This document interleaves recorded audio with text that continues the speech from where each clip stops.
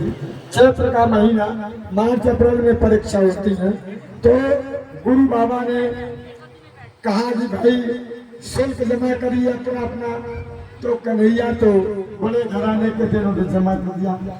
लेकिन सुदामा जी के पास शुल्क की कमी थी, पैसे नहीं थे।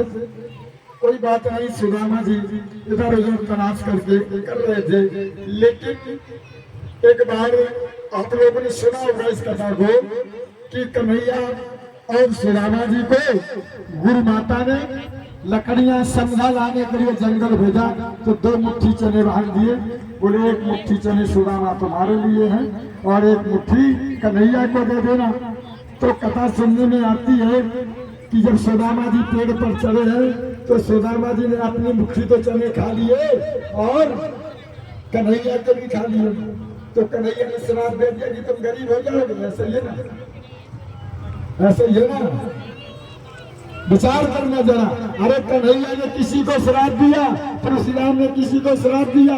कथा यूं नहीं है, कहने वालों ने पढ़ाई नहीं है, उन्होंने मेहनत नहीं की, अध्ययन नहीं किया है।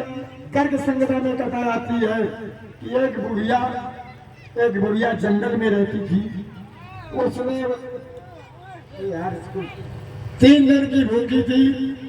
उसने 3 दिन में 2 मुट्ठी चने बीज पाए थे। 3 दिन में 2 मुट्ठी चने बीज पाए थे। तो वो चने उसने रख दिए और वह स्नान करने चली गई।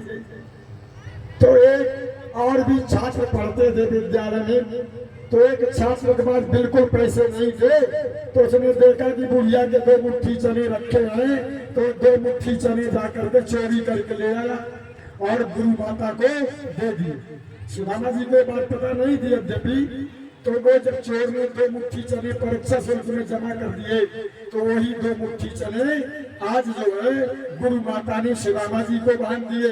और जब बुढ़िया आई वापस नहा करके, तो बुढ़िया ने देखा तो चले गए। 3 दिन की भूखी थी, इसलिए कहा गया कि दुर्बल को न सताइए, जाति मोटी हाय और मुई खाल की श्वास सो शार बसन हो जाए। तो बुढ़िया की आत्मा तो भूखी किलप रही थी। बोली जो ये मेरे चने खाएगा, जो मेरे चने खाएगा वो गरीब दरिद्र हो जाएगा। तो श्राप बुढ़िया का था उन चनों में। तो चने तो श्रापित। लेकिन अब सुदामा जी को ये बात पता नहीं थी कि बात क्या है। तो सुदामा जी को जब चने बांध दिए गुरु माता ने, उसी समय दुर्वासा ऋषि पहुंच गए संदीपन गुरु के आश्रम में।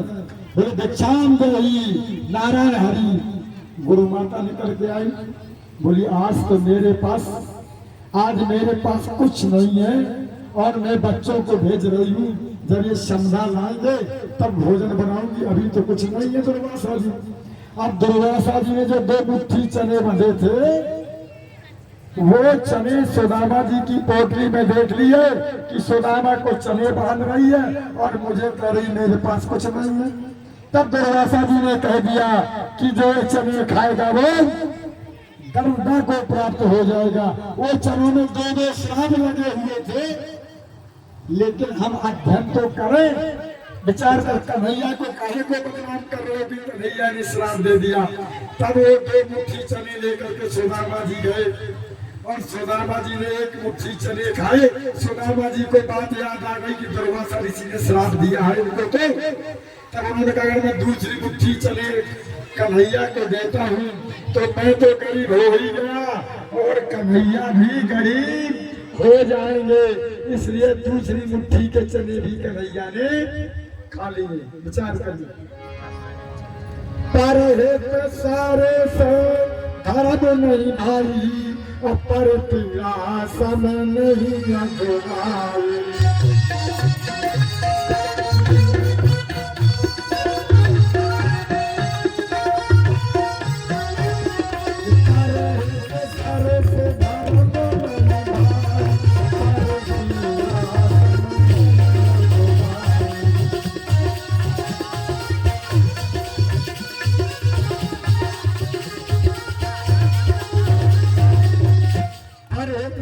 धर्म नहीं भाई और पर पीड़ा सम नहीं अधमाई। पढ़े तपस जिनके मन माही और तिनका जग दुर्लभ कछु नहीं। पढ़े तो कोई करे तो आज सुदामा जी ने पढ़े तो किया। यदि मैं एक मुट्ठी कृष्ण को दे रहा हूँ तो ये भी गरीब हो जाएगा, तो स्वयं गरीबी ले ली। और जब सुशीला बार बार कहती है कि सुदामा जी अपने मित्र कन्हैया के यहाँ द्वारका चले जाओ, तो सुदामा जी का भाव था कि मैं क्या चला जाऊं, यदि मैं एक मुट्ठी चने दे दिए होते तो जैसी मेरी हालत है वैसी तो द्वारकाधीश की होती। इसलिए वो जाने का मन नहीं करते हैं। लेकिन जब ज्यादा हट की तो सुदामा जी बात नहीं टाल पाए।